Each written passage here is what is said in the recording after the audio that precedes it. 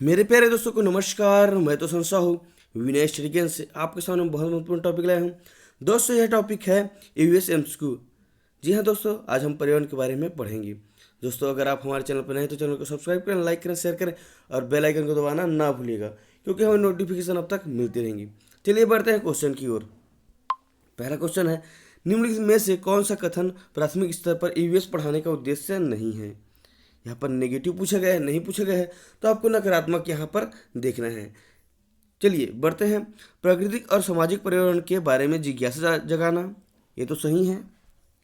संज्ञानात्मक और मनोगतिक कौशल के विकास को ले जाने वाली संवेदनशील और व्यवहारिक गतिविधियों को संलग्न करना, ये भी सही है। मूल्यांकन के लिए शब्दों और परिभाषाओं के साथ विद्यार्थियों को नेतृत्व करना। देखिए यहाँ पर मूल्यांकन दे दिया गया, शब्दों और परिभाषाओं के साथ विद्यार्थियों का नेतृत्व करना। शब्दों और परिभाषाओं के साथ आप नेतृत्व नहीं कर सकते, नहीं मतलब क्या है, स्टूडेंट का मूल्यांकन के साथ ये सब चीज़ नहीं करना चाहिए। जीवन और पर्यावरण की चिंता के मूल्यों को आत्मसात करना, ये भी सही है। तो आंसर क्या हो जाएगा दोस्तों, यहाँ पर नहीं पूछा गया तो तीनों सही है, तो आंसर क्या हो जाएगा सी। यहाँ पर नेगेटिव पूछा गया है तो नेगेटिव क्या है, मूल्यांकन के लिए शब्दों और परिभाषाओं के साथ विद्यार्थियों का नेतृत्व करना। या जहाँ पर परिभाषा या मूल्यांकन है वहाँ पर नहीं, नेगेटिव आ जाएगा। चलिए आगे बढ़ते हैं। ईवीएस पाठ्य पुस्तक में रेलवे टिकट का नमूना दिखाने का विचार क्या है। विचार, छात्रों को रेल किराए के बारे में बताना, उन्हें टिकट में उपयोग किए जाने वाले विभिन्न संयुक्ताक्षरों का ज्ञान प्रदान करना, निर्णय लेने के लिए छात्रों के कौशल को बढ़ाना, वास्तविक जानकारी के साथ बातचीत करने और अवलोकन के कौशल को विकसित करने का अवसर देना। बताइएगा क्या है दोस्तों। देखिए, जब हम ईवीएस पाठ्य पुस्तक में रेलवे टिकट का नमूना दिखाते हैं तो क्या विचार आता है। विचार ये आता है कि वास्तविक जानकारी के साथ बातचीत करने और अवलोकन के साथ कौशल को क्या है, विकसित करने का अवसर देते हैं हम लोग, है ना। कुछ भी सीखे, क्या सीखे हैं बच्चे, क्या जानते हैं इसके बारे में, तो हम लोग का हस्तक्षेप होता है, आपसी बात होता है, तो आंसर क्या हो जाएगा, डी आंसर हो जाएगा। चलिए नेक्स्ट क्वेश्चन है, बीज अंकुरण की अवधारणा को सबसे अच्छे तरीके से पढ़ाया जा सकता है। अंकुरित बीज को कक्षा में दर्शाकर और अंकुरित की प्रक्रिया को समझाकर, बोर्ड पर ड्राइंग के माध्यम से अंकुरण चरणों को प्रस्तुत करके, बीज बोने के लिए विभिन्न चरणों का पालन करने और उनका चित्र बनाने के लिए कहकर, बीज अंकुरण की तस्वीरें दिखाकर। बताइएगा आपके हिसाब से कौन सा होगा दोस्तों। देखिए, अंकुरित बीज को कक्षा में दर्शाकर और अंकुरण की प्रक्रिया को समझाकर, अंकुरित बीज को सीधा आप लाकर दर्शाओगे तो यहाँ पर सबसे अच्छे तरीके बोल रहे हैं, ये भी तरीके ठीक है। बोर्ड पर ड्राइंग के माध्यम से अंकुरण चरणों को प्रस्तुत करके, ये भी ठीक है, लेकिन यहाँ पर सबसे बेस्ट तरीका पूछा गया है तो यहाँ पर सी आंसर हो जाएगा, क्योंकि बीज बोने के लिए विभिन्न चरणों का पालन करने, जैसे कि हम लोग कुछ करते हैं, पालन ही करते हैं, उनका चित्र बनाने के लिए कहकर। देखिए, जब हम बच्चों को कुछ कहते हैं कि उसका चित्र बनाओ तो वह उसके लिए बहुत ही अच्छा रहता है, सीखने का मौका मिलता है। तो सबसे बेस्ट तरीका क्या है, बीज बोने के लिए विभिन्न चरणों का पालन करने, खुद कर रहे हैं उसका पालन, है ना, और उनका चित्र बनाने के लिए, जब खुद पालन करके चित्र बनाएंगे तो यहाँ बहुत ही बेस्ट तरीका हो जाएगा। चलिए नेक्स्ट है, निम्नलिखित में से कौन सा ईवीएस पाठ्य पुस्तक में पहेली और पजल को शामिल करने का उद्देश्य नहीं है। पहेली और पजल को शामिल करने का उद्देश्य नहीं है बोला गया है, नहीं, नेगेटिव आपको ढूंढना है। छात्रों में आलोचनात्मक चिंतन क्षमता विकसित करना, छात्रों में तर्क क्षमता विकसित करना, छात्रों के मन को भ्रमित करना, छात्रों के मन में को भ्रमित करना और उन्हें भ्रम का आनंद लेने देना। बताइएगा क्या नहीं है पूछा गया है दोस्तों। मैं बता दूं कि देखिए, यहाँ पर छात्रों के मन को भ्रमित करना, यह क्या पहेली और पजल का शामिल नहीं है, क्योंकि हम लोग भ्रमित कर रहे हैं उसको। यहाँ पर देखिए, उसी प्रकार डी में भी एक क्वेश्चन दिया गया, ऑप्शन दिया गया है, छात्रों के मन को भ्रमित करना और उन्हें भ्रम का आनंद लेने देना। तो आनंद लेने देना यह सही हो जाएगा, लेकिन सिर्फ भ्रमित करना यह सही नहीं होगा, इसलिए इसे शामिल नहीं किया जाएगा। नेक्स्ट है, ईवीएस शिक्षक के रूप में आप छात्रों को चिड़ियाघर ले जाने की योजना बनाते हैं। निम्नलिखित में से आप छात्रों को कौन सी गतिविधियां शुरू करने की अनुमति नहीं देंगे। यहाँ पर फिर नहीं देंगे बोल रहे हैं, अनुमति नहीं करने नहीं देंगे। तो देखिए, ऑप्शन दिया गया है, चिड़ियाघर में उन जानवरों की तस्वीरें लेना जिन्हें वे वहाँ देखेंगे। देखिए, यहाँ पर बहुत ही अच्छा सवाल है, तो ये तो जरूरी कि लेने देंगे, ये सही हो जाएगा। चिड़ियाघर में वे जो कुछ भी देखते हैं उनका चित्र बनाने के लिए अपने ड्राइंग की किताबें अपने साथ लेके जाना, ये भी बहुत अच्छी बात है।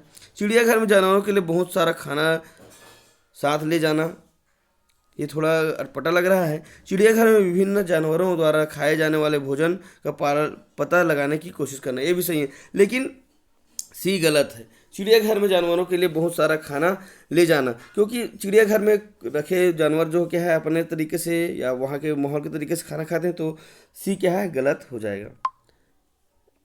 प्राथमिक स्तर पर मूल्यांकन में शामिल होना चाहिए। क्या शामिल होना चाहिए? आप प्राथमिक स्तर पर टीचर हैं तो आप अपने मूल्यांकन में क्या क्या शामिल करेंगे, आप अपने ऊपर लेकर ध्यान सुनिएगा। शिक्षार्थियों और अभिभावकों के साथ निरंतर और असंरचित शिक्षक अवलोकन, प्रत्येक सप्ताह किए गए औपचारिक प्रशिक्षण और खेल शामिल होने चाहिए और रिपोर्ट कार्ड में दर्ज किए जाने चाहिए।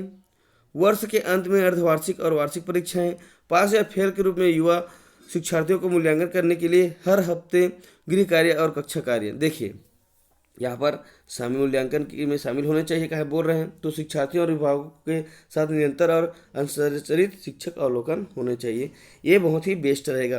प्रत्येक सप्ताह किए गए औपचारिक परीक्षण, खेल, ये सब चीज़ क्या है तो होते रहते हैं, लेकिन बेस्ट रहेगा ये शिक्षार्थियों और अभिभावकों के साथ निरंतर अंतरचरित शिक्षक अवलोकन होना चाहिए।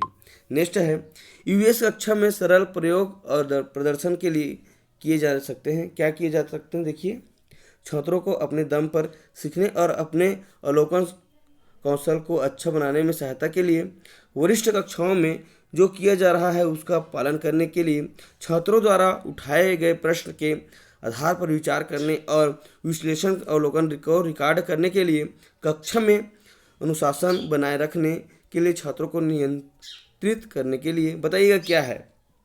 अगर आपको पता है तो जरूर कमेंट बॉक्स में कमेंट कीजिएगा। दोस्तों इसका आंसर क्या हो जाएगा? इसका आंसर हो जाएगा ए, क्योंकि छात्रों को अपने दम पर सीखने और अवलोकन कौशल को अच्छा बनाने में सहायता के लिए करना चाहिए। क्या करना चाहिए? यूएस कक्षा में सरल प्रयोग का प्रदर्शन। चलिए नेक्स्ट क्वेश्चन है, असाइनमेंट के बारे में निम्नलिखित में से कौन सा कथन सही है? विविधता और अभ्यास करने के लिए असाइनमेंट को हर दिन गृह कार्य के बाद कक्षा कार्य के रूप में दिया जाना चाहिए। असाइनमेंट मूल्यांकन का एकमात्र तरीका होना चाहिए। एकमात्र यहाँ पर आ गया तो यहीं पर गलत हो जाता है। जहाँ पर आपको एकमात्र है ना, असाइनमेंट का हर दिन है ना, ये सब चीज़ क्या है? असाइनमेंट शिक्षार्थियों को जानकारी हासिल करने और अपने स्वयं के विचार का निर्माण करने, उन्हें स्पष्ट करने अवसर प्रदान करना चाहिए। अवसर प्रदान करना चाहिए, यहाँ पर स्वयं का बोला गया, ये सही हो सकता है। अपने विचार स्वयं प्रकट कर निर्माण करने का है ना, माता पिता भाई बहन द्वारा उनकी प्रतिभा आधार पर असाइनमेंट किया जाना चाहिए, ये गलत बात है।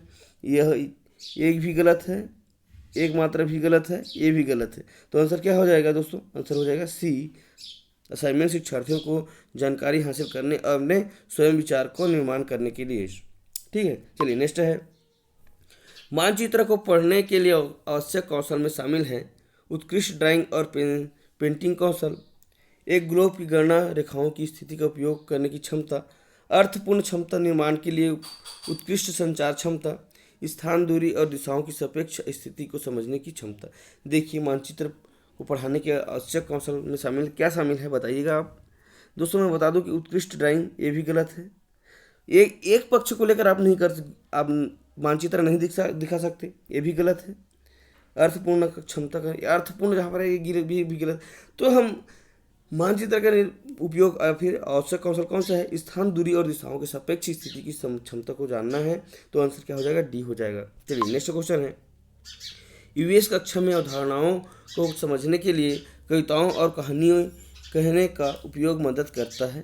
कौन सा मदद करता है? देखिए, पाठ को सुखद और रोचक बनाने में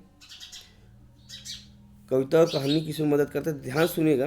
विश्वसनीय और वैश्विक स्तर पर दुनिया की प्रकृति की कल्पना करने और उसका पता लगाने की छात्र की क्षमता को बढ़ाने देने में, शिक्षार्थियों को बीच भाषा और सांस्कृतिक विविधता का ख्याल रखने के लिए, छात्रों की ऊर्जा को सही दिशा में ले जाने के लिए। बताइए क्या है यूएस कक्षाओं में क्या है? कविता और कहानी के लिए आपको पता रहता है झट से कमेंट कीजिएगा। दोस्तों इसका आंसर हो जाएगा बी, विश्वसनीय और वैश्विक स्तर पर दुनिया की प्रकृति की कल्पना करने और उसका पता लगाने की छात्र की क्षमता को बढ़ावा देने के लिए।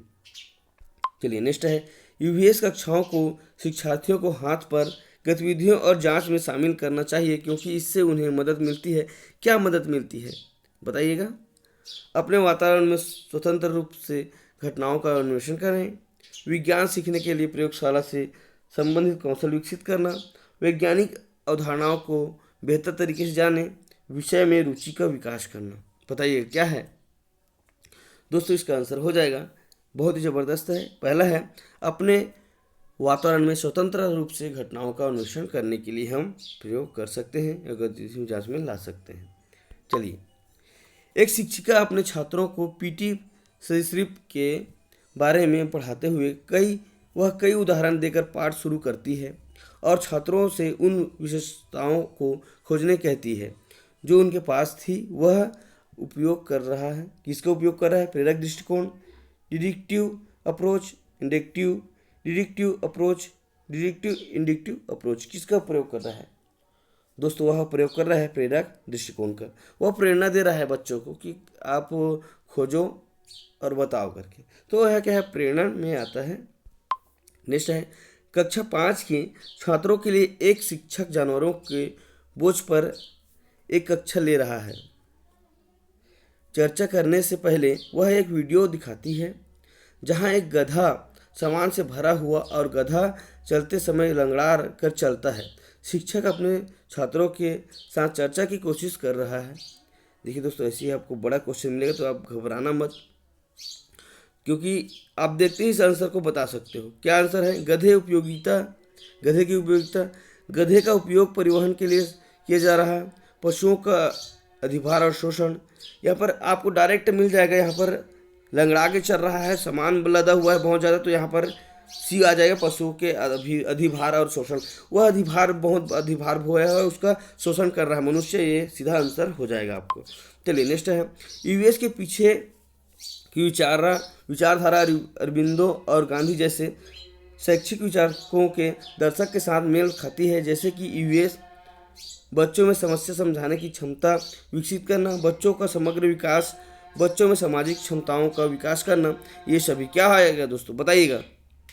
इसका आंसर हो जाएगा बच्चों का समग्र विकास हो जाएगा। चलिए नेक्स्ट क्वेश्चन है, यूवीएस वर्ग के लिए बच्चों के प्रश्न महत्वपूर्ण है क्योंकि वे एक संकेतक है। बच्चों को क्या नहीं पता है, बच्चों का क्या जानना चाहते हैं।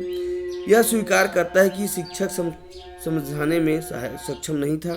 बच्चे की याद करने की क्षमता, बताइएगा क्या है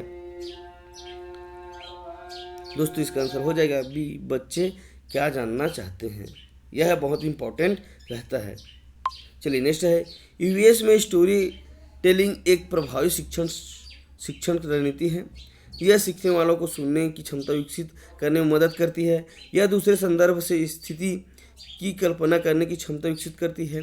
इससे हुए शिक्षार्थियों में कहानी लेखन की क्षमता विकसित होती है। यह पाठ को बहुत ही रोचक बनाती है। बताइएगा, यह बहुत ही महत्वपूर्ण क्वेश्चन है। इसका आंसर हो जाएगा दोस्तों बी, यह दूसरे संदर्भ में स्थित कल्पना की क्षमता विकसित करती है। नेक्स्ट है, एक प्राथमिक शिक्षक बच्चों के साथ यूवीएस कक्षा में विभिन्न फसल त्योहारों पर चर्चा कर रहे हैं। यह उनकी मदद करेगा इन त्योहारों के बारे में जानना, हमारे देश में कटाई की प्रक्रिया के संबंध में मौजूद विविधता को समझना, उनके अनुभवों को अर्थ प्रदान करके, या फिर ये दोनों। बताइएगा क्या होगा दोस्तों? इसका आंसर हो जाएगा डी, ए और बी। इन त्योहारों के बारे में जानेगा और हमारे देश में कटाई प्रक्रिया के संबंध में मौजूद विविधता को समझेगा। चलिए नेक्स्ट है, विज्ञान ज्ञान का एक गतिशील शरीर है। इसमें वैज्ञानिक प्रक्रिया शामिल है। यह समय के साथ बदलता रहता है। इसमें रचनात्मक लोग शामिल है, इसका विस्तार होता है। बताइएगा, विज्ञान ज्ञान का एक गतिशील शरीर है, इसमें आंसर क्या होगा? इसमें आंसर हो जाएगा दोस्तों, यह समय के साथ बदलता रहता है। नेक्स्ट क्वेश्चन है, विज्ञान में व्यवहारिक कार्य में छात्र शामिल हैं। केवल प्रयोगशाला केवल काम करती है। दोनों सामग्री और प्रत्यक्ष अनुभवों से जुड़ना हाथों के अनुभव ही है। क्या है? इसका आंसर क्या होगा दोस्तों? इसका आंसर हो जाएगा सी, दोनों सामग्री और अप्रत्यक्ष अनुभवों से जुड़ना। चलिए नेक्स्ट है, विज्ञान शिक्षण में दृष्टिकोण होना चाहिए बाल केंद्रित, स्कूल केंद्रित, पाठ्यक्रम केंद्रित, शिक्षक केंद्रित। दोस्तों यह बहुत ही आसान सवाल है। विज्ञान शिक्षण में दृष्टिकोण हो जाए सीधा सीधा बाल केंद्रित। अगर बाल केंद्रित रहा तो बालक इंटरेस्ट लेंगे पढ़ने में, उसको एक्टिव रहेंगे, इसलिए आंसर बाल केंद्रित हो जाएगा। थैंक यू दोस्तों। यह वीडियो कैसा लगा? अगर वीडियो अच्छा लगा हो ईवीएस का तो जरूर कमेंट बॉक्स में कमेंट कीजिएगा और वीडियो को पूरा फैला दीजिएगा। थैंक यू, धन्यवाद।